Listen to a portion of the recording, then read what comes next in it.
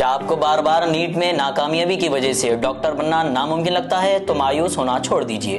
तालीमी दुनिया में एक नया नाम Asian institute of allopathy medical science. आइए नाज़रीन, अगली बहुत बड़ी खतरनाक खबर हम आपको बताने जा रहे हैं, क्योंकि आज की इतनी खतरनाक खबर इसलिए हो जाती है क्योंकि एक नई नवेली दुल्हन ने अपने ही हस्बैंड का कत्ल करवा दिया। सिर्फ शादी के 1 महीने के बाद बीवी ने अपने शौहर का कत्ल करवा दिया। ईश्वरिया ये दुल्हन का नाम था, इनकी उम्र 25 साल थी और इनके हस्बैंड का नाम तेजस्वर और इनकी उम्र 32 साल की थी, जो कि गदवेल के रहने वाले थे।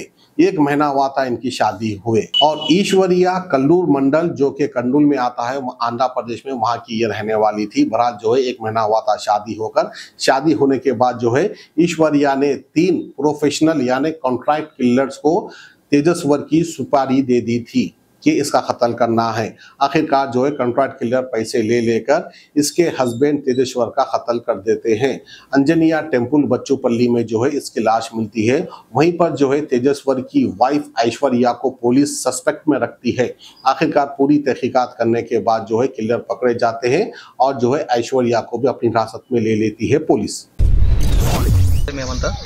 జస్ట్ ఒక నెల క్రితమే వాళ్ళిద్దరికి మ్యారేజ్ అయింది. ఇద్దరు ఇష్టపడి పెళ్లి చేసుకున్నారు. అసలు గత 5 రోజుల నుంచి వాడు 17వ తారీఖు నుంచి వాడు మిస్ అయిపోయినాడు. పోయి మేమంతా పోలీస్ కంప్లైంట్ ఇచ్చినాం. ఆల్రెడీ ఇచ్చిన రోజు నుంచి మేమంతా అనుమానం వ్యక్తం చేస్తూనే ఉన్నాం. అసలు ఈ అమ్మాయి మీదనే, పెళ్లి చేసుకున్న అమ్మాయి మీదనే, ఈ అమ్మాయికి కొన్ని ఇల్లీగల్ అఫేర్స్ ఉన్నాయని మాకు ఈ మధ్య తెలిసింది. దానివల్లనే వాడిని ట్రాప్ చేసి పెళ్లి చేసుకొని దూరంగా తీసుకెళ్ళి చంపేయించిండ్రని మాకు నిన్న రాత్రి డెడ్ బాడీ మాకు 5 గంటలకి మా అన్న ఫోన్ చేసి చెప్పింది, ఇట్లా డెడ్ బాడీ దొరికింది, తేజలాగానే కనిపిస్తున్నాడు అని మాకు చెప్తే మేము చాలా అసలు ఏంది ఇలా జరిగింది, వాని జీవితం ఇలా ముగిస్తా అసలు అనుకోలేదు మేమంతా. కానీ అసలు మీకు పెళ్ళిళ్ళు, ఒకవేళ అమ్మాయిలకు పెళ్ళిళ్ళు ఇష్టం లేకపోతే పెళ్ళిళ్ళు చేసుకోకండి. అనవసరం ఒకరి జీవితాన్ని ఇట్లా ముగించాల్సిన అవసరం లేదు కదా. రాత్రి నాకు ఒక ఫోన్ కాల్ వచ్చింది, మీ తమ్ముడు కనపడట్లేదు అని ఫోన్ చేసి చెప్పారు. తర్వాత తమ్ముడు కనబడట్లేదు అంటే అతను బయటకు వెళ్ళినా కూడా స్విచ్ ఆఫ్ అయినా మళ్ళీ రోజు ఉదయమో లేకపోతే వస్తాడని అనుకున్నాము. కాకపోతే మ్యారేజ్ అయిన అమ్మాయికి కూడా చెప్పలేదని తెలిసింది.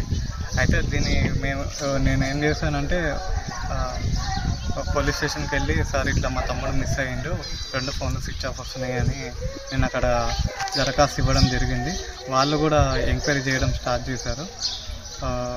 17వ తారీఖు తమ్ముడు మార్నింగ్ వీడ కృష్ణవేణి మన కృష్ణారెడ్డి బంగ్లా దగ్గర ఐటీఐ కాలేజ్ దగ్గర బండి పెట్టి వెళ్ళిపోవడం జరిగింది. ఆ బండిని మేము ఆ రోజు నైటు 2 గంటలకి, అంటే 18th మార్నింగ్ 2 గంటలకి మేము గుర్తించడం జరిగింది.